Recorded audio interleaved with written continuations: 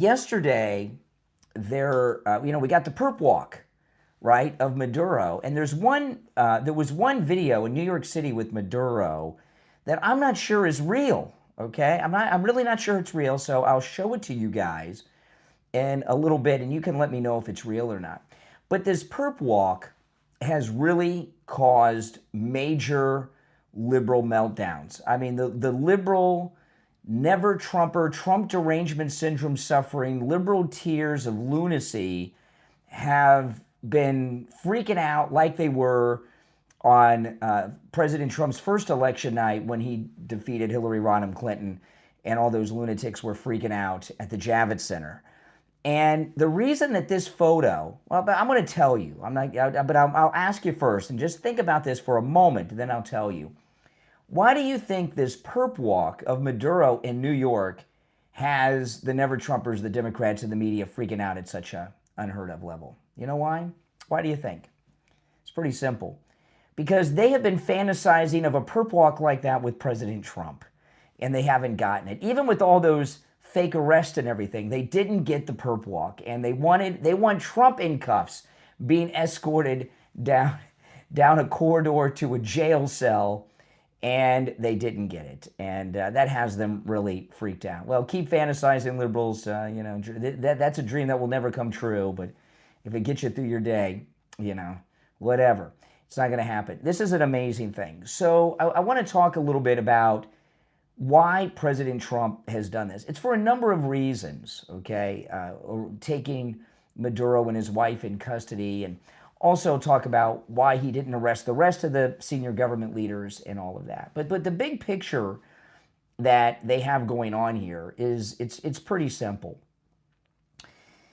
The Monroe Doctrine, which has been policy since President Monroe in 1823, and he made it policy, Monroe, in his State of the Union address in 1823. And it wasn't called the Monroe Doctrine at first. It was called the Monroe Doctrine a little bit before the Civil War. Sometime in the 1850s, they started referring to it as the Monroe Doctrine. And when I was in school, if you're my age or older, you know all about the Monroe Doctrine, because they used to talk to us and teach us about it in school every year. Even when I was in college and taking history courses in American history in college, they would talk about the Monroe Doctrine. And the reason that the Monroe Doctrine was taught so much to my generation and my parents' generation, it's always been taught, but it was taught a lot then because of the Cold War, because of Soviet expansion in Cuba and in Latin America. So there was a lot of emphasis put on the Monroe Doctrine, but it is policy. And the Monroe Doctrine has been U.S. policy since 1823. Now, I might be off by a year or two, but you check. I think it's 1823.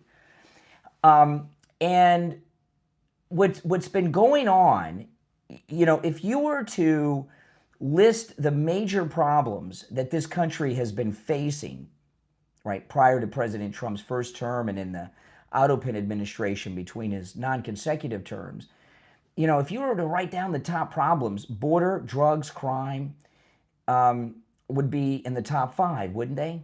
Borders, drugs, and crime. Although drugs are crime, but you know what I mean. I'm talking about like the rapes and murders of people like Lake and Riley. And what all that is about is Venezuela is being used by our enemies, right? Russia, Iran, Cuba, and of course China, the CCP. And they're working with other countries too, but mainly Venezuela. And these enemies of America have been using Venezuela to weaken the United States. And you know what? They've been very successful at it. However, what they did resulted in President Trump becoming president, right? They flood us with illegal drugs, which jams up our entire healthcare system, our criminal justice system, and messes up millions of Americans' lives. Even people that aren't junkies are affected by it because maybe it's a family member, or maybe they're a victim of a crime by some addict, right, who does some crime to get money for their dope. It's a terrible disorder. the border issue. This is, I talked a lot before President Trump settled the border issue, that the movement of people in these caravans to the United States, the illegals, this was done with military precision, with supply lines and everything. And it was because Russia, Iran, China, right? They were all behind this. And they have weakened this country, the United States, quite a bit because we're distracted dealing with all this crap. And it was all happening through Venezuela. And President Trump, let's do, I think this is the right word. We've conquered Venezuela. It is entirely possible that Venezuela very well may become a U.S. territory. Would you be surprised? Not a state. It's not going to be a state because they'd get 2 senators and they'd get a whole bunch of congressmen unless we broke it up into different states. But they very well could become like Puerto Rico or Guam or the U.S. Virgin Islands. They could become a territory of the United States. That would not surprise me in the long term. In fact, the Venezuelan people might like to become a territory of the United States. I think that'd be pretty cool. Would you guys like that? I'd like it. I don't know. It may not happen, but certainly they're an ally of ours now. And what President Trump is doing is many things with taking Venezuela. One, he's ending this border crisis forever, and he's put together a really solid alliance of MAGA countries in Latin America that are allied and part of this new alliance that Trump has put together. It hasn't been identified as that or called out as that by anyone other than me, but we have, Venezuela now, right? Venezuela, Argentina, Honduras, El Salvador, Chile. Did I leave anybody? If I left another one out, but we have at least 5 major Latin American countries, South and Central American countries, 5 of them, major ones, that are now tightly allied with MAGA leadership, by the way. In fact, Marco Rubio is the president of Venezuela right now. So, these are countries where Trump-endorsed MAGA people are running the country.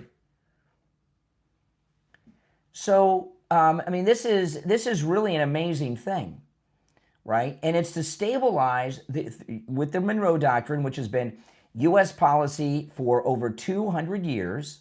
It just hasn't been enforced. It's been forgotten, since the 90s, right? Maybe a little bit, maybe really since the Cuban Missile Crisis. We should have taken Cuba and kept it during the missile crisis. But regardless, the Monroe Doctrine is just something that's been forgotten, but it's been U.S. policy for 202 years. And President Trump's bringing it back. And so these problems that we're getting from Central and South America, from Latin America as a whole, the immigration problem and the drugs, that he's solving all of that. And, another thing he's doing is he's moving the third world of Latin America, which is third world run by gangsters and drug lords and drug cartels. These leaders of these countries are just puppets, right? Like this Scheinbaum in Mexico. She's got to go. The cartels are done. They really are done. If they had half a brain, they'd cash out and retire because they're done. And it's a toss-up. What's going to be next? Is it going to be Colombia or is it going to be Mexico? Because President Trump has them both on his radar quite a bit. He talks about them a lot, and anytime he talks about Maduro and Venezuela. But he's taking the third world of Latin America and he's making major moves to bring them into the first world like we're in, like Europe used to be in. Europe's declined with the EU and everything that's gone on over there. Europe is, President Trump's not even concerned with Europe anymore. I haven't been concerned with Europe for a long time. Have you? No. So what he's doing is just absolutely spectacular. And when this new Latin American alliance of at least 5 MAGA countries that President Trump has formed with us is amazing. And, Venezuela, remember, Venezuela is an OPEC nation. And China, Cuba, have both been getting oil basically for free from Venezuela. And, Marco Rubio was talking yesterday in the press conference with the president and Pete Hegseth about how Cuba has really been running Venezuela. If you go to their agencies, he even pointed out their intelligence agency, it's all run by Cubans. So Cuba has been getting free oil from Venezuela. Now we have an embargo. They get oil from nowhere else in Cuba. Cuba's starving, right? How long can Cuba survive without that Venezuelan oil? Because it's cut off. They're not getting another drop. It's done. And Brian Kilmeade, I heard Brian Kilmeade on Fox this morning, and he was predicting that the current government of Cuba will fall within a year because they're going to have this fuel crisis, and they are likely to do that. This is amazing. And this is why Marco Rubio is going to go down in history, I believe, as the greatest Secretary of State of this country. If you think about it, think about all the secretaries of states that you can remember in your lifetime. What have any of them done that helps Americans other than Marco Rubio? Can you think of a single thing that a Secretary of State in your lifetime did that made anyone's life in this country better? I can't think of any, other than Marco Rubio, who's stabilizing the Western Hemisphere and Latin America in particular, and bringing them on board as allies to the United States. So, I mean, this is absolutely amazing. And, what President Trump, by the way, if you're new to the program, my name is Brian Craig, and this is where MAGA comes to talk. After the first break, I've got some audio clips I want to go through that we'll discuss, and we'll get into some things. If you'd like to call in, the number's toll-free, 888-465-2631, 888-465-2631. It's a toll-free call no matter where you are. I might take some calls as the show goes on as well. But, the things that President Trump is doing, in particular with what I'm talking about now, but everything he's doing, are universally good things. I mean, I want you to think about this. A week ago Friday is when Nick Shirley dropped his Minnesota amazing reporting on the Democrat Somali operation, where they've stolen, $9 billion in Minnesota. So all last week, the Democrats were defending the Somali $9 million thievery going on in Minnesota. Now, this weekend, it's already started, and it's going to continue as the new week starts. What are the Democrats going to be doing? They're going to be defending a dictator, that a dictator needs to be put back in power. In Venezuela, there's so much poverty and starvation going on in there. They're eating dogs. Venezuelan people love dogs. You think they like eating dogs? No, they're eating dogs. They're like those, that soccer team that crashed in the Andes. They're doing what they got to do just to survive. And it is a wealthy country. It's an OPEC nation. And think about this, and this is an important thing to remember. Venezuela is an OPEC nation that has a whole bunch of oil that hasn't been properly drilled because their system down there is so broken, and they don't have modern equipment and such. The United States has more oil than any other country on the planet, including Saudi Arabia. We have more oil than any other country in the world. You put the oil richness as an alliance of the United States and Venezuela together, OPEC is no longer relevant. With us and Venezuela as one, because they're part of the United States now, let's face it. Venezuela is part of the United States, and Marco Rubio is the president. Yeah, they left these people in power. That's just because, they know where everything is. It's just to keep things going. But it's part of the United States. And it's going to be that way forever. No matter what happens, Venezuela will be a part of the United States forever. And, you look at all this nonstop just violence around and around and around and around in the Middle East. The only reason anybody puts up with all that garbage is because the Middle East they have oil. Well, with the United States, that has more oil than any other nation in the world, together with Venezuela, we're our own version of OPEC. It makes the Middle East And all those troublemakers over there, a lot less relevant and important. Like Candace Owens, right? It kind of cancels them out. Like Candace Owens has canceled herself out with all her insanity and stupidity. So,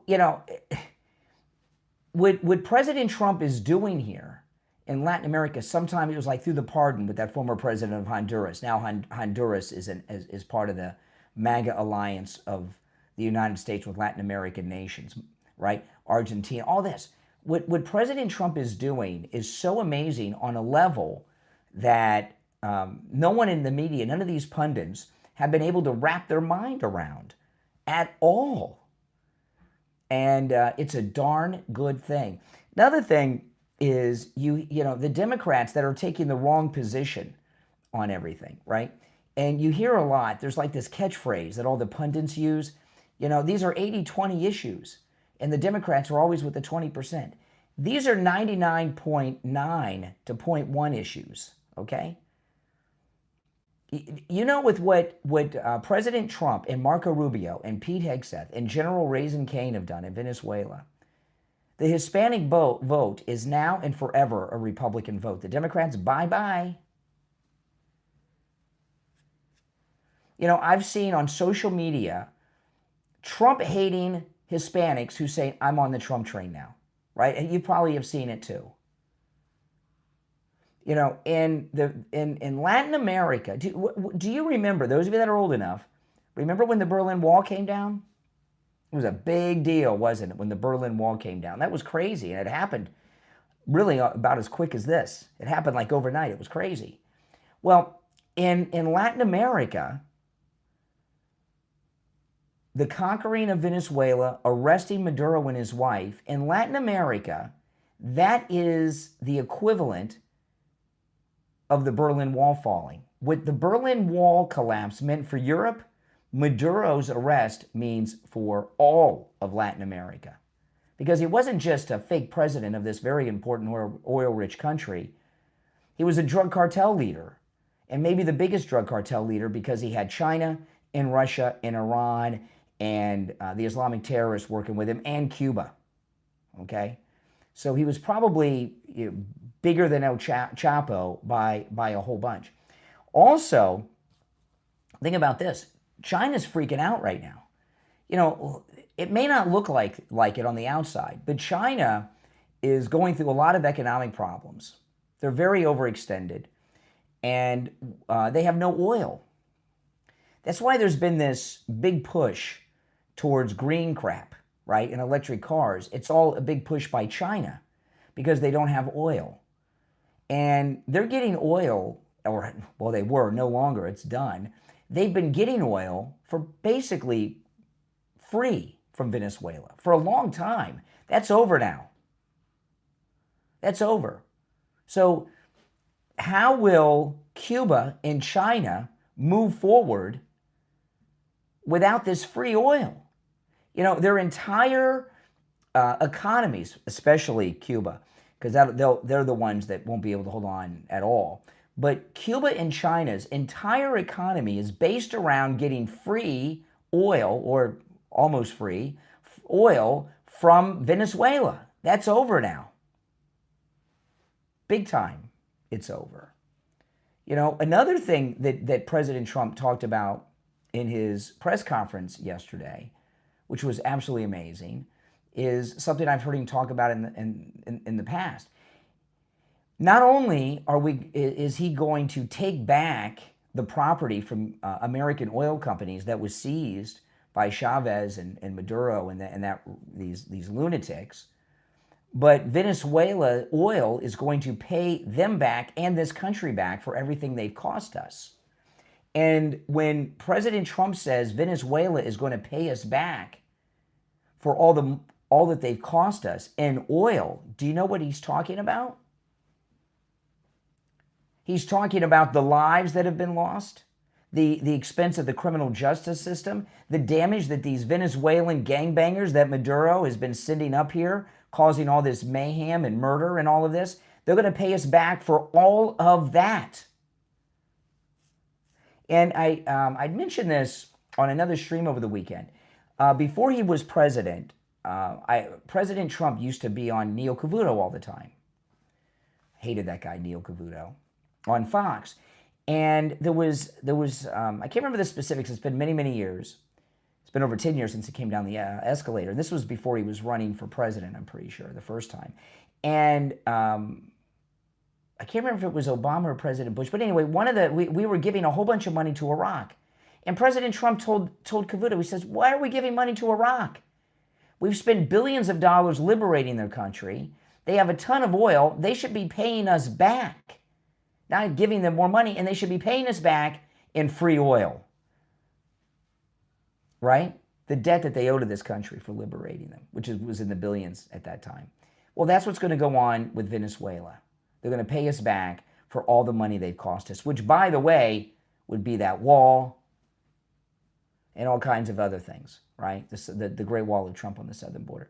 So what Trump is doing here in the big picture is just absolutely huge and just absolutely amazing. Now, I want to talk, we're going to take a break. If you're on hold, stand by. I got a lot to cover here. If you'd like to call in, the number's toll free, 888-465-2631, 888-465-2631. I want to talk about Jupiter Joe Thomas and annuities. You know, I've heard about annuities my whole life, and I didn't understand them at all until I met Jupiter Joe Thomas. He explained them to me, and after about 60 seconds, I'm like, why isn't everybody in annuities? You know, when you invest your money into an annuity, no matter what happens in the stock market, there could be a Great Depression. Your nest egg is safe. You don't lose a dime. Plus, you're guaranteed an income stream every month for the rest of your life. You're giving yourself a pension. It's absolutely amazing. There's all kinds of different types of annuities too, depending on what your goals are. There's one called an income doubler, right? If you or your spouse have a health issue, your monthly income is doubled. So if you're getting $2,000 a month, you get $4,000 a month. It's amazing.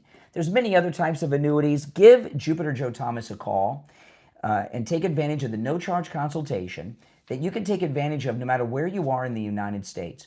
If you're here local, yeah, you can go to his office. But if not, you can do it over the phone or through Zoom. And Joe Thomas will put together a custom proposal just for you. These are not cookie cutter. A custom proposal just for you based on your situation and your goals. Here's the number, 561-743-0999.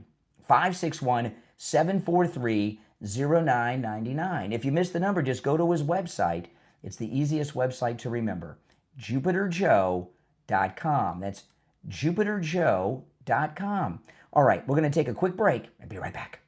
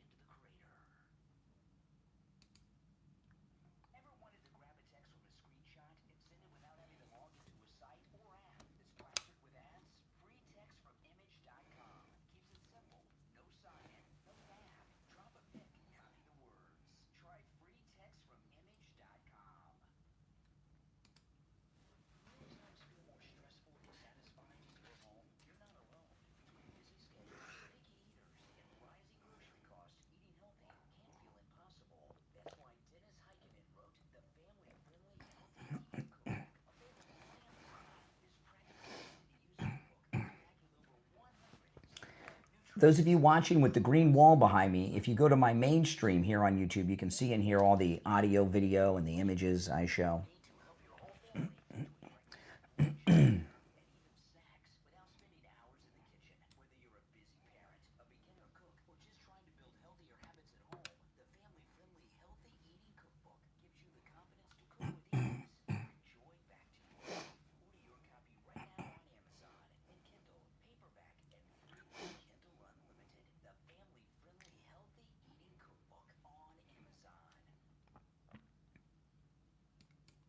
All right, we're back. I'm Brian Craig. This is the Brian Craig Show podcast. The Brian Craig Show podcast is available wherever you get podcasts. If you want to catch the program in video form and live when I'm taking calls, just go to my YouTube channel and search for the Brian Craig Show. All right, let's go. You're on the air. What's your name? Where are you calling from?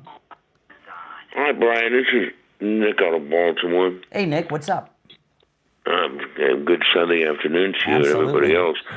And Happy New Year. I wanted to mention something with regard to the Monroe Doctrine you're talking about. And I've been watching a documentary that my sister bought off of Apple TV, I believe. Mm-hmm. It's about the Kennedy assassination, and I've been looking at the Kennedy assassination for years. I was 6 years old when that happened. Mm-hmm. And I've been following it, and I know that's not really your topic, but I'm going to tie it in with what you're talking about. This latest documentary I saw is stating that Castro, of course I've heard this for years, that Castro was involved in the Kennedy assassination. Mm. Well, these two guys investigated, this one guy worked for the CIA, and there were other investigators, and they came up with the idea that Castro, somehow, he was involved with Alpha 66? Yeah, I've heard all that. Anti-Castro. Yeah. Right, and there were some rogue members that he infiltrated that group with. Now, you mix that with the Bay of Pigs people who were mad at Kennedy for not giving them the backup. It's plausible that Oswald was involved with them. Yeah, maybe. At the behest of Castro. Mm-hmm. And that he also had an elaborate system hooked up where he could listen to the local radio from Dallas. How's that connected to, you said you're going to connect that to what's going on now with Venezuela? Well, here's how I'm connecting it. The Monroe Doctrine. If it can be really proven that Castro was involved in this, through the Monroe Doctrine, Cuba is ours, just like Venezuela. Well, the Monroe Doctrine, before Trump, the last time I think the Monroe Doctrine really has been used and talked about it in any real sense was the Cuban Missile Crisis by Kennedy. That's what they used for the blockade of Cuba and all of that. But there's no doubt that Cuba, China, Russia, Iran, that they've been using Venezuela to weaken our country. And it's been going on forever, our whole lives. Well, and Cuba has been involved in the terrorism, things with Iran. They've been funding Hezbollah. They're involved in that. So all these countries, Venezuela is sending this poison over here. Yep. So yeah, I think as you've said, now Marco Rubio is running Venezuela, which is a great thing. By the way, I love Marco Rubio. Yeah, me too. He's great. But you're right.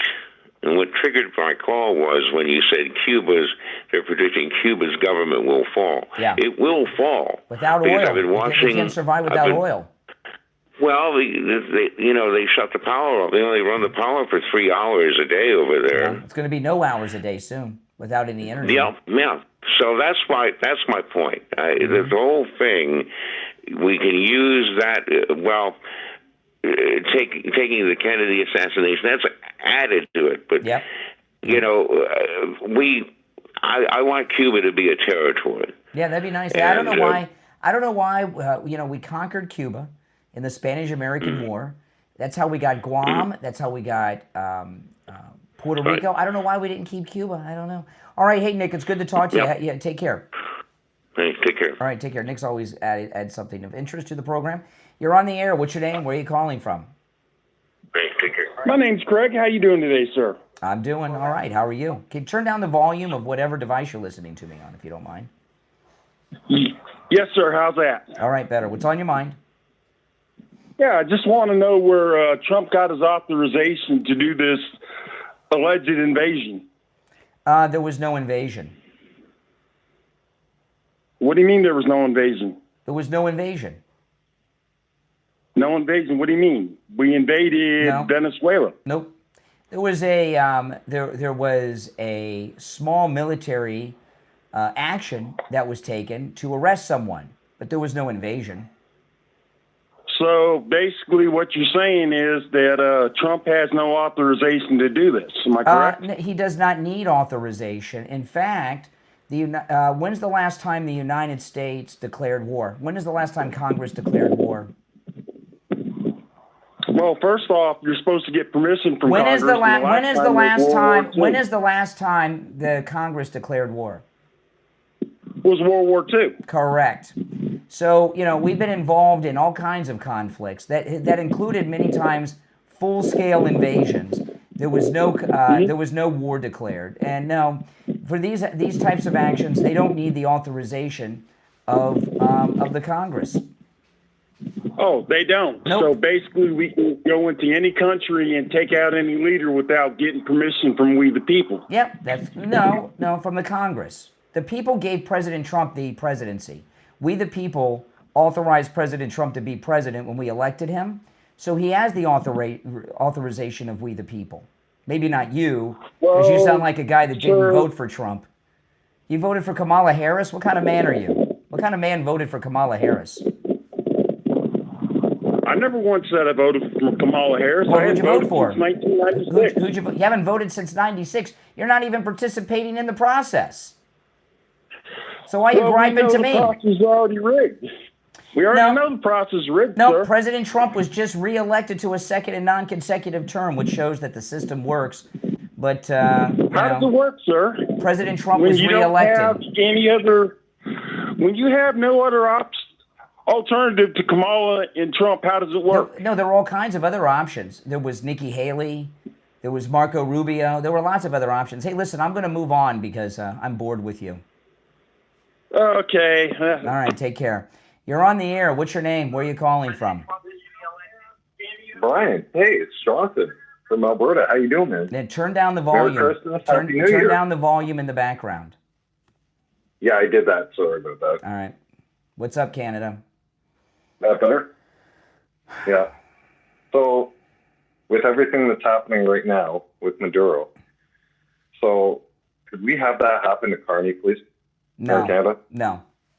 No, we really need that, though. No, we're not going to take Carney. Appreciate the call. Oh, my goodness. You're on the... Oh, hold on a second. Let me answer some of these other lines. You're on the air. What's your name? Where are you calling from? Hey, this is Brian from Salt Lake, Utah. Hey, Brian. What's up? Hey, not much. Calling about what I think is on everyone's mind is what happened in Venezuela. Pretty awesome, huh? Well, on the one hand, Maduro's not a great guy. No. Yes. So glad he's out of the picture. Mm-hmm. Not really a fan of how we achieved that, though. What, really? What do you mean, a 2-hour operation where no American lives were lost and no equipment was lost, and we took down this dictator that's responsible for God only knows how many people are dead because of Maduro? Lincoln Riley is dead because of Maduro. How many other Lincoln Rileys out there have been raped and murdered because of Maduro in this country? Well, that's yeah, well, other than that, I don't want to. Listen, I'm not trying to litigate the fact that he was a bad guy. I agree with you on that. He's an evil man. He is an evil, evil man who's been attacking this country. Well, he's been attacking this country nonstop since he's had authority. Okay, so if that's the case, then why did we not declare war? Because we don't. There's no need to declare war. We went down there. He got arrested, and that's it. Why are we going to go? Okay, the people. Venezuela's not our enemy. They love us in Venezuela. Okay. They're part of the United States now. They're a territory of the United States right now. Venezuela and the Venezuelan people love us. They're absolutely not. Okay, tell so yourself first that. of all, Trump did. Yeah, I mean, Trump said that, right? But then Marco Rubio got on the morning news rounds and contradicted what you're saying. What did he say? What did Marco Rubio say that contradicts what I'm saying? I mean, did you hear what he actually had to say? You heard it. You heard him. You heard Marco Rubio. You heard Marco Rubio say something that contradicts what I'm saying. What did he say? Yeah, I watched Marco Rubio today. Okay. Well, he said he was asked directly by Kristen Walker on Meet the Press if the U.S. is at war with Venezuela. He said no. No, we're not at war. And then he said no. Okay, and then he said that he was asked that President Trump said that we're going to run the country. What does that actually look like? He says, well, we're not going to actually do that. What we really mean by that is we're going to direct the policy. It's the same thing. So who's actually in charge of the country? Oh, my goodness. We are. Not. Who's actually... Donald Trump is in charge of Venezuela. He is absolutely not. All right, let me explain something to you. Okay, let me explain something to you. Okay. Are you familiar with a man by the name of General Patton? Yes. Do you know who he... Okay. After the war ended, before he died, he was the military governor of the American sector of Berlin, right? When it was split up into different sectors. And what he did became the model for the other countries and the other sectors. The former... if we're not at war with Venezuela... Excuse me. You're about to learn something. Yeah. I know you don't want to learn something because if you learn information, you can't justify in your mind your dislike of President Trump. When we took over Germany, you still have to run a country, which right? We were at war with them. Excuse me. Can you please, stop interrupting while I'm speaking? We left in charge of the power companies, of the road, all the agencies of government, former Nazis. Were left in charge of all these different agencies of government. And these former Nazis administered everything under American administration. Why do you think we did that in Germany at the end of the war? Why did we let these Nazis run everything under the administration of General Patton? Why did we allow that? Why do you think? Tell me. You're educating me. Tell me. Okay, so you don't know. Because they know how to run the electric company. They know how to run the water works, right? So I saw what Marco Rubio said. It might be in one of the clips I play coming up. We're leaving these people in charge because they know how to run everything. You don't get rid of the file clerks. But we are running and governing the country. It's under our authority. Are you saying that the vice president, who's now the acting president of Venezuela, is a file clerk? Yes. And by the way, your analogy falls apart pretty quickly. No. Your analogy falls apart pretty quickly because the fact is we were at war with Germany. No. So are we at war with Venezuela? Did we defeat them in a war? No, don't try to be me and walk me down a garden path and best me. Okay, when you take over a country, if you take over a country, we haven't not taken over the country. Yes, we have. We have not taken over the country. When you take over. So you want to have it both ways because on the one hand, no, I only go one way. I mean, I don't go both ways. I'll tell you that right now. When you take over a country, you don't get rid of all the people that run all the agencies inside the government, or the country would fall apart. You leave everybody in place under our administration. That's what Rome did, right? Rome would conquer a country, but they would let them govern themselves so long as they paid their tribute, and that worked well for a while. All right. You're on the air. What's your name? Where are you calling from? Brother Brian, IB. Hey, IB, hold on. Let me answer some of these other lines. Hold on. All right, go ahead, IB. These people, like these young people calling you, has no grasp of reality as to what they're saying. This young kid from Venezuela, to me, he's like a Gen Z. He has a flag around him. He's saying, where were you liberals? Where were you guys screaming about all of the chaoticness that was going on, like someone called the other day about eating cats and the dogs and so forth. How quickly they forget about this.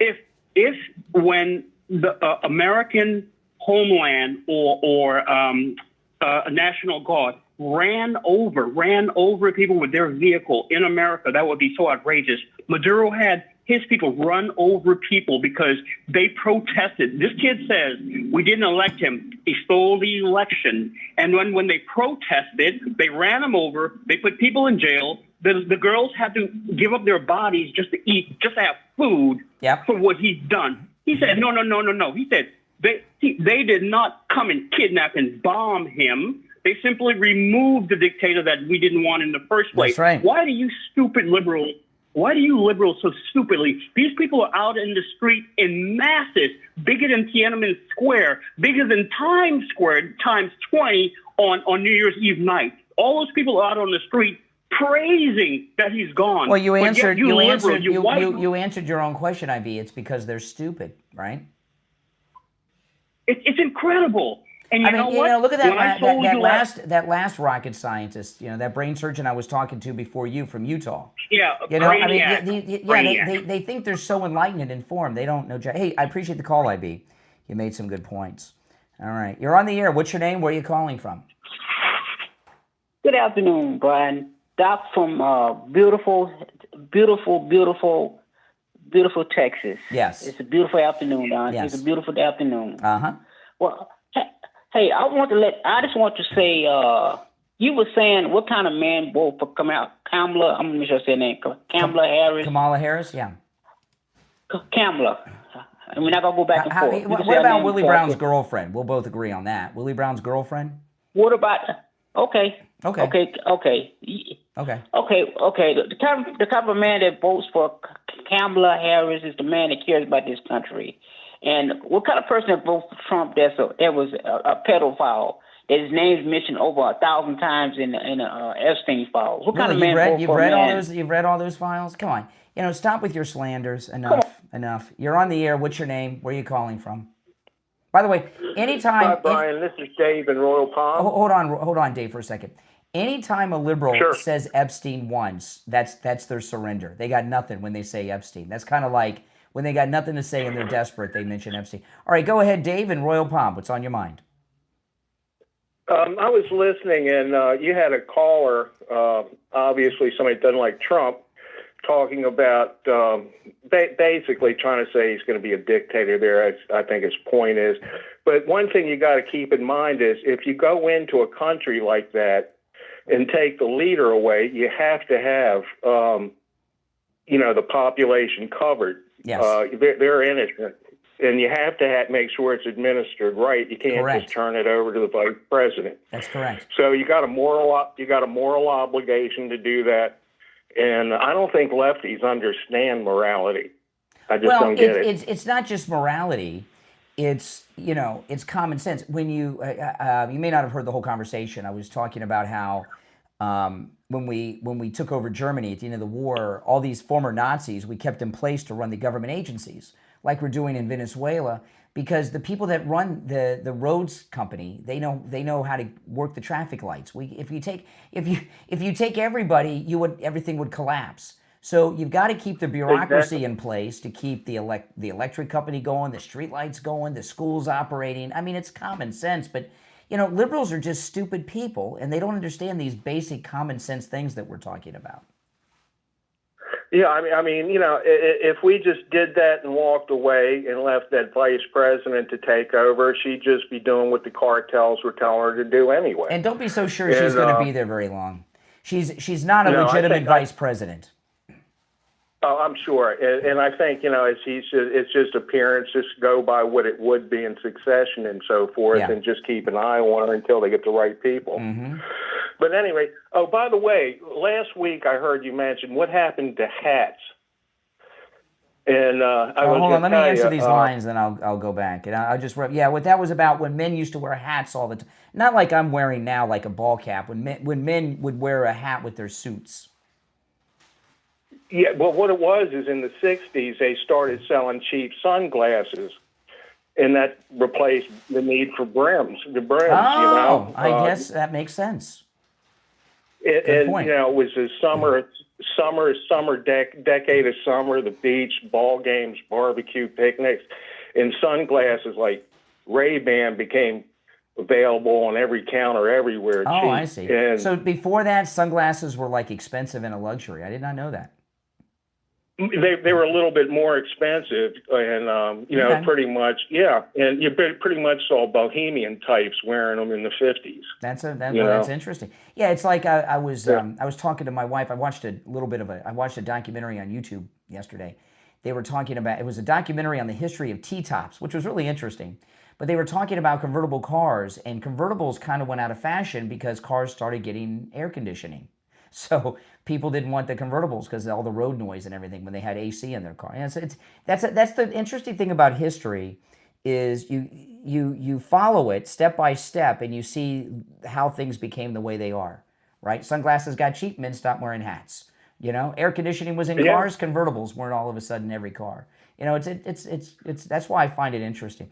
Hey, listen, I appreciate the call. It is. You made a good point. Thanks all for right, that. you take care. Have a good one, Brian. All right, take care. You're on the air. What's your name? Where are you calling from? This is Jay from San Diego. How's it going, Brian? All right. Happy New Year. Happy 2020. Yes. 2020. It's 2026. Yeah, I said, is that what I said? You said 2020. Yeah, okay? 2026. Were you in a coma? Just get out of prison? Yeah, I might have been. Yeah. What's up? Just looking towards the future. So, you know, I do, here in San Diego, I have quite a few Hispanic friends, and the talk around the TikTok and all this whatnot is what countries net or what. So, like, you know, we've sent a message that, hey, you know, do you think that this can be used to either persuade other countries to kind of fall in line more? Yeah. Or who's next? Like, I'm wondering, like, what's like, because a lot of people are saying, "Do us next, do us next." Well, I'll tell you who they want to be liberated too. I'll tell you who might be next. The next leader that we remove, Zelensky, who's prolonging this war and lying to Trump and won't end it. I could see Zelensky being on his way out. And I'll tell you, I saw Zelensky today. He looked nervous. Oh, that's an interesting case. You know, and I was talking last week before all this happened, when Zelensky came to the White House the other day, came to Mar-a-Lago last week, not the way he was at Mar-a-Lago, President Trump was talking about this general, this Ukrainian general that he had never seen before, and he says, this guy's right out of central casting. I didn't get to see him, but I would imagine Trump is thinking, well, why don't we make that guy the president and end this war? Because Zelensky won't end it. But who's, I would say probably Colombia and Scheinbaum in Mexico are also very concerned right now. Yeah, I have some friends that actually their parents still live in Mexico, and yeah, they're a little worried after seeing this. They're thinking, hey, like, could this happen here? Could this? Well, why should they be worried? Aren't they tired of the drug cartels running their country? Yeah, they good point. Yeah, exactly. But bombs do go off close by where you are, either way, whether you want it or not. It's the type of thing I'm saying. So they are thinking, hey, mom, stay inside. Like, they're starting to think like, hey, we're not going to be bombing civilians. It's just like this. Let me tell you, with what's happened, with what's happened here in Venezuela with Maduro, the amount of intelligence we get. He's the top drug cartel guy in all of Latin America. We know where all the cartel people are now. All of them. We got their phone numbers from his freaking house. We got Maduro's cell phone that has all the cartel leaders' personal phone numbers in it. Not those burners, the real numbers. We know where they are. And believe me, they are targeting their homes and their drug dens and their drug factories all over South America right now, and Mexico and Central America. And anything we do will be surgical strikes directly on the cartels. I mean, I would imagine we gathered incredible amounts of intelligence on the cartel locations from this. Yeah, and I'm hearing that Cuba, they're not going to have any oil. I mean, correct. Wasn't Venezuela funding Cuba and some of these other countries all too? Cuban oil, all their oil, about 99% of it comes from Venezuela. It's cut off now. No more oil from Venezuela. They're going to collapse. That's good. All right. Well, I just my worry too is that maybe Mexico so if we did, so what if some of these countries join together and retaliate? That's the other. How are they going to retaliate? They've been attacking us for years with their Trinde guys, their MS-13ers, their drugs. Yeah. They've been killing. President Trump says 300,000 or more Americans a year have died from Latin America attacks on this country. So we've had 10 9/11s every year for 50 years? So they're already attacking us. and killing our people. Yeah, they are. Yeah. That's a good point. Mm-hmm. Well, I appreciate the call. Good call. Okay. All right. All right. Take care. See you. I want to tell you guys, this is very important. If you're in the state of Florida and you need roof replacement or repair, call Tom Laporta. Tom Laporta at Laporta Roofing is a good MAGA guy who will never sell you a roof you do not need. And what that means is if you need just a simple repair, he'll do it. I've never heard another roofer say that they'll do a simple repair. In fact, most roofers will tell you flat out they don't do repairs. Tom Laporta does. He works with every type of structure. He can handle the job of any size, whether it's one home, one condo, one office building, or some HOA with over 450 units, and he covers the whole state of Florida. Give Tom Laporta a call. This number rings directly to his cell phone, so you could text him as well. And his number is, see, that anytime you hear me talk about Tom Laporta, I just grab my cell phone, I look at the last text message. Tom and I were texting over the weekend. I look at my last text and pull it up. So here it is, 954-604-4602. 954-604-4602. And online, LaportaRoofing.com. All right, we're going to take a quick break, and when we get back, there's a whole bunch more to talk about. If you'd like to call in, the number is toll-free, 888-465-2631. We'll be right back.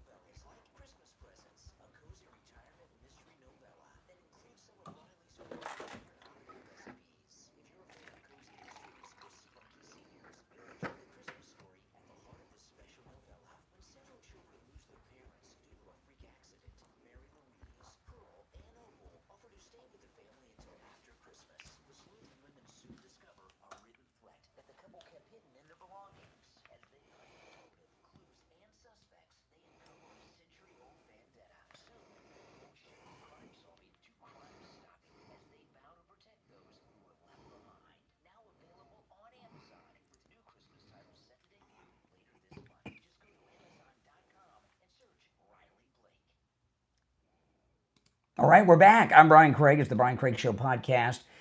The Brian Craig Show podcast is available wherever you get podcasts. Just search for The Brian Craig Show. I'll pop up. And if you want to catch the show live in video form, where I'm taking calls, go to YouTube and search The Brian Craig Show on YouTube. You're on the air. What's your name? Where are you calling from? You're on the air. Once, twice. All right, you missed your chance. You're on the air. What's your name? Where are you calling from? Hey, Brian, it's Patty from New Jersey. How are you today? All right, what's up? Happy New Year. Thank you, thank you. So all I have to tell all these naysayers, if what Trump just didn't do in Iran and also out in Venezuela, if number one, all these other wars that we've been involved in that have taken years and many lives and billions and trillions of dollars. We don't need to go with our intelligence and our ability, our equipment and everything else. There is no reason why there should be any war that should last more than 24 hours anymore. Yeah. What they did was so strategic that we should not ever lose a life or a piece of equipment in a 5-year war, a 1-year war, or anything. Absolutely. It's just amazing what they did. And as far as all these people saying, oh, he's a dictator, he's taken over a country, blah, blah, blah, blah. It has to be done because the guy was not legitimate down there. And, he destroyed Venezuela. Mm-hmm. And the people, how come on one side of Manhattan, you got all these white liberal dimwits standing out there saying, hands off Venezuela. But on the other street, you've got 1 million of them, Mm-hmm. crying and, for the liberation of that country. That's right. That's right. So, I just had this conversation with my son the other day. He goes, oh, Mom, so many people are mad at Trump right now. Wow. And I'm like, why? And he's like, they're like, they're not going to vote for the Democrat. I said, no matter what, he's better than anything else that was available. And, even if you're not happy with him, why would you not? Because he's so much better than what our other option was. We're seeing Venezuelans, not just in the United States and in Spain, but in Venezuela, celebrating in the streets that this has happened. Celebrating. But it's nice for these white liberals to defend putting the dictator back in power that has them literally eating dogs. My daughter, right? My daughter has a friend who lives in Venezuela. He's a Twitch streamer, right? And yep. I called her. I talked to my daughter last night. And I said, have you talked to your friend in Venezuela? Yeah. And she says, oh, yeah, he's okay. He's very happy. And she texted me a screenshot. He sent a message to me. And he's, my daughter is 26, so he's about her age. He lives in Venezuela. He makes a living as a Twitch streamer. And the reason he does that is he can get paid in cryptocurrency because Venezuelan money is useless. Yep. And he's feeding his family using cryptocurrency in Venezuela, gaming all day. I mean, there's worse ways to make money, but that's what and he said, he sent a message. He said, tell your dad this is the happiest day of my life. He said, the happiest day of my life. Well, there was that one picture where they were taking Maduro's big poster down off the side of that building. The one lady literally stopped her car and got out and started cheering. These people feel liberated. Why is it that the people in this country are that hateful of President Trump that they have to right away start up trying to push a narrative? And you've got Marjorie Trader Green out there who's trashing. What he's doing in Latin America is as America first as it gets. The border will not be an issue anymore when he's done. The border will not be an issue. No, and neither will the drugs. Then the drugs, exactly. I know many people whose lives have been destroyed by drugs. Oh yeah. And I know people who've lost their children. We all do. And you know what? It was all unnecessary. Mm-hmm. It was all unnecessary. And it wasn't like an oops, oh, we added a little too much to that batch. Oh, we didn't get the batch right. They were doing it purposely. You look at our society now with the people who are all drugged out and bent over and they've got skin-eating infections. And, they were literally trying to destroy us. They were trying to take us down from within. And by the way, they were doing a very good job of it. They were doing a very good job of it. Yes. Absolutely, they were. And the only thing I go back to is if you go way back into like the early 80s and 90s, anytime President Trump was asked, are you going to go into politics? He goes, well, if I ever felt that it was so bad that I had to, I would. I only wish that he had jumped in maybe 15 years sooner. Because, the time was right, and I'll tell you why.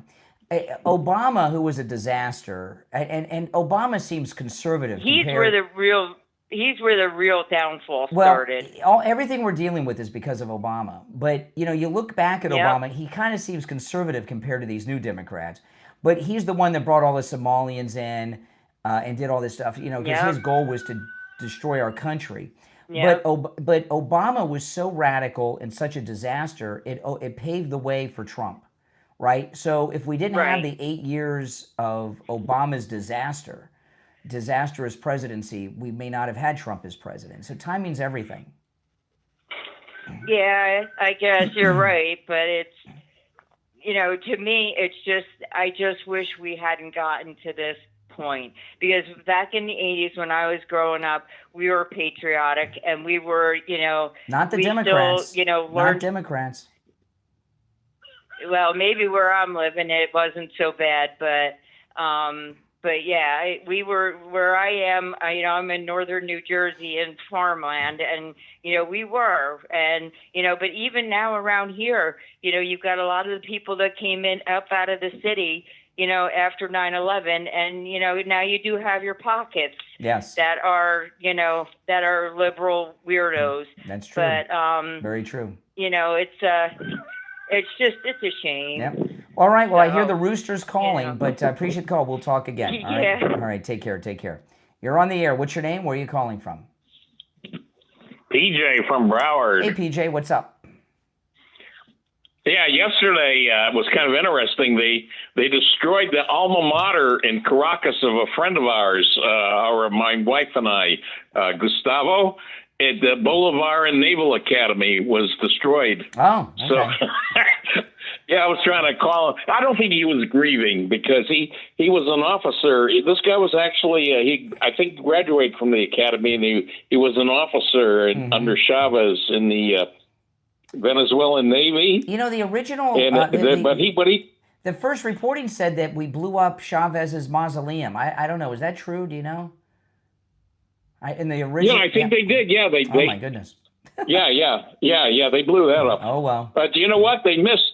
They try to get the top general, this guy. His name is... I can't believe his South American name is guy. His first name is Vladimir Padrino, and they hit his home, but unfortunately he actually, maybe he knew ahead of time. He was in his bunker at the time sleeping, so they missed him. Yeah. Well. But anyway, my friend, this is pretty funny. My friend Gustavo, he was an officer in the Venezuelan Navy.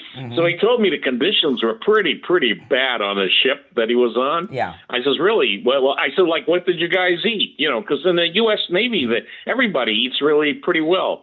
So he says, oh, officers, we got rice and beans. I says, are you kidding? He says, yeah. So I said, wait a minute, you got rice and what the hell did the enlisted men get?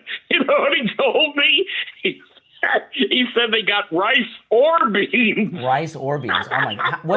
Around what year was that? When was that? It was probably about 15 years ago. Oh my goodness. I think he was in the early 2010s. There was no obesity issue though. Yeah, that's true. But I mean, can you imagine that? They feed them so horrible. That's why, you know what? That's why the American military doesn't have too much of a problem, because the average soldier and sailor in Venezuela, if you got to eat, you got to have a choice of rice or beans. You're really not going to be too enthusiastic about defending leaders of living high on a. They're living high on a hog. What do you think the average soldier must be thinking? I cannot imagine. They're not going to die for them. Nope, not at all. No. Well, that's an interesting story. Rice or beans. I like that. That's good. Which would you take, rice or beans? I think I would take the rice probably.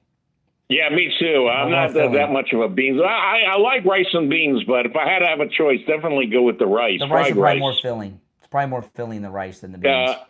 Yeah, you could do more stuff with it too. Yeah, but that was pretty. I said, wait a minute, that was it. He says the only option is you gotta bring your own food. Oh my goodness. He said some people did that. Oh my goodness. Yeah, would sneak it on the ship. Like it's terrible. An American ships, they sneak liquor on there. Oh, by the way, one other thing. The other impression I had yesterday was that Renee's. The cost of Renee's crack just doubled. Cocaine doubled. The cocaine prices have doubled. I would hope. Yeah. I was thinking about Renee. The prices of cocaine just doubled. Oh, okay. Well, good to talk to you, PJ. Okay. All right, we'll take care. Take care. Yep. Now, you guys, I have a second YouTube channel that I vlog on. In fact, I made a vlog today. You know, I did a live stream this morning, early this morning. And after my live stream, I went and made a vlog out in the middle of the Everglades. And my other YouTube channel, if you guys could subscribe to it, I'd appreciate it. It's called Main Street Moments. Main Street Moments on YouTube. And you can see today I went deep into the Florida Everglades and made this really cool vlog. And you can see these alligators there. But I do all kinds of cool stuff. You know, I went to this restaurant here in South Florida with my daughter for lunch where the waiters and waitresses are robots. I mean, like real robots. I do all kinds of things here. I went to the grave of Leslie Nielsen, right, from Airplane, who's buried here in South Florida. And here's one that's really cool. I went to a fan replica set where they've actually made television shows on YouTube called Star Trek Continues to the sets of Star Trek. Here's the video where I was on the streets of Jacksonville and almost was murdered while I was vlogging. I'm not kidding. And all kinds of stuff. So it's Main Street Moments. Go and check out my channel. I've got a lot of cool vlogs that I do there. And I add new vlogs all the time. It's called Main Street Moments on YouTube. All right. So make sure you check it out and subscribe, guys. Okay. So let me get to some of the audio sound bites. A caller earlier was talking about Marco Rubio on the Sunday shows. Marco Rubio, the current president of Venezuela, he was on Face the Nation today, and this Face the Nation anchorette, Margaret Brennan, she's just freaking out here. She's hysterical.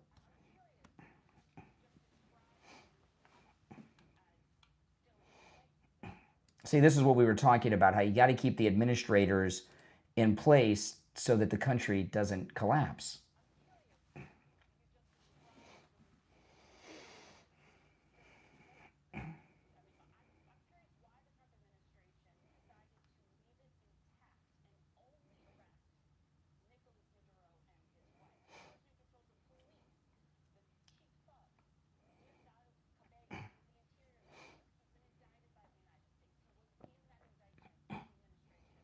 She wants us to arrest everybody.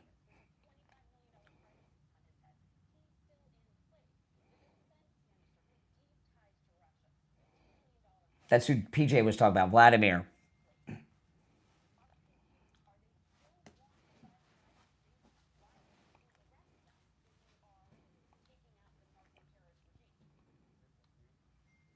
He's laughing at her.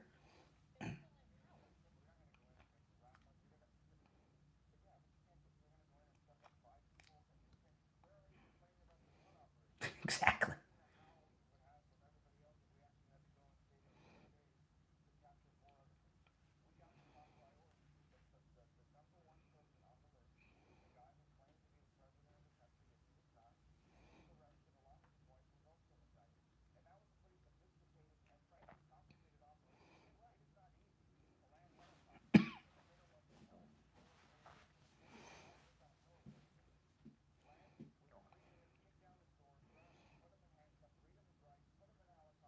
Read him his rights.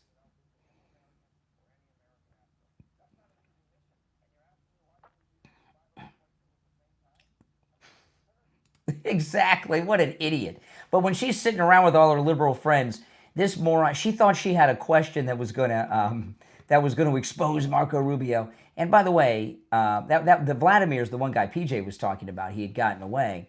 But you know, this is the thing, okay? We're there now, so who's to say we're not going to get them?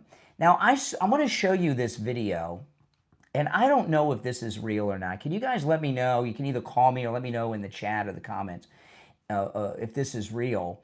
It says here that this is the paddy wagon that Maduro was in, and they're driving through the streets of New York with the side and the back doors open. Now, they eventually closed them, but they're traveling around with Maduro with all the doors open on the paddy wagon. Is this video real?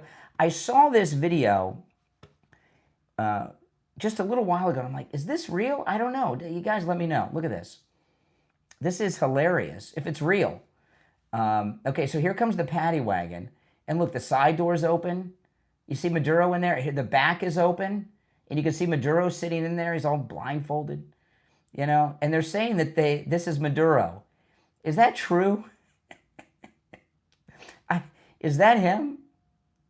Now they do shut the doors, and then they speed off, but they still got the side door open. I mean, that looks like it. I don't know. That looks real to me. The streets of New York, but I don't know. If anybody knows, let me know, because that's pretty hilarious. I got a kick out of that. But now this is Tom Cotton on CNN with Dana. That's pretty funny, I know, with Dana Bash.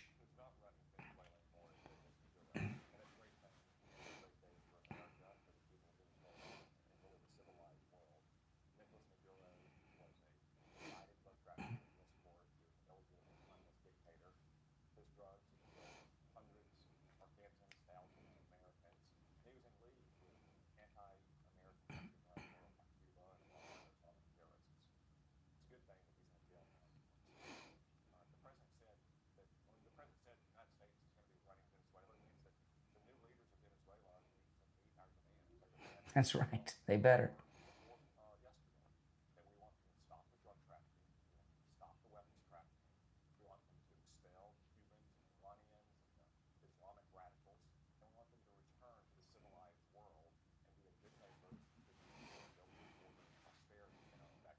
You know, it's amazing. The Sunday shows today were really funny because the liberal host, as you can see on all of these Sunday shows, are so far out of their league, and they have these questions that they think are just going to jam up all the Republicans, and they all look like fools when they explain these very common sense things, like you just heard from Tom Cotton or from Marco Rubio with Brennan before that. You know, now this was amazing.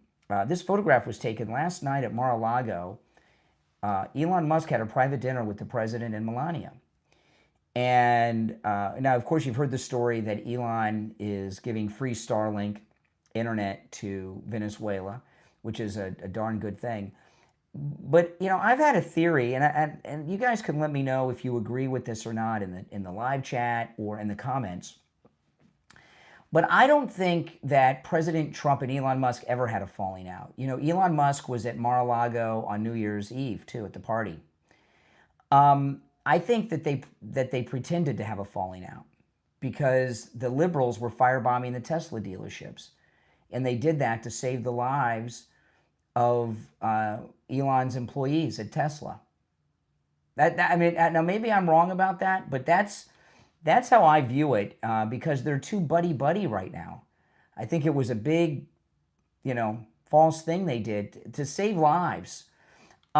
Now, if you would like to support my channel, my podcast, and all the content I bring you, become a Patreon supporter. There's a link in the description of the episode, wherever you're listening or watching, to my Patreon page, or you can go to patreon.com/Real Brian Craig Show. And when you become a Patreon supporter, you're obviously supporting my program and all my content, but you do get some perks and benefits for that, including commercial-free editions of all of my podcast episodes. Like this episode you're listening to right now, Patreon supporters will have access to a commercial-free edition of this and every podcast episode in video form, okay, on the Patreon page. I also do exclusive live streams just for Patreon supporters on the Patreon platform. It's a troll-free zone, no liberals allowed. And like last night, I did a live stream just on Patreon for Patreon supporters. And you get access to a lot of other things that my wife and I both put on the Patreon page that no one else sees. If you become a top Patreon supporter, you get your name up on the screen here on YouTube, and you get a live on-air thank you shout out on every episode. So the names you'll hear now are my top Patreon supporters. I want to thank SFjr, Christine, ETW, Chuck, Pamela, Nick called in today. And some of these are familiar names you see in the chat all the time. Wesley, Doris, Heather, David, Maria in Texas, Alice, LeeZep, Shawna, George, Brandon, John, Frank, Dale, Tina, David, Laura, Rob, Wes, Sue, Janice, Teresa, Irene, and Doris. These are my top Patreon supporters. Thank you so much, guys. And again, there's a link in the description of this and every episode to my Patreon page, and you get access to all those those things that I shared. Thanks, everyone, for tuning in. My name is Brian Craig. This is where MAGA comes to talk. I will talk to you next time.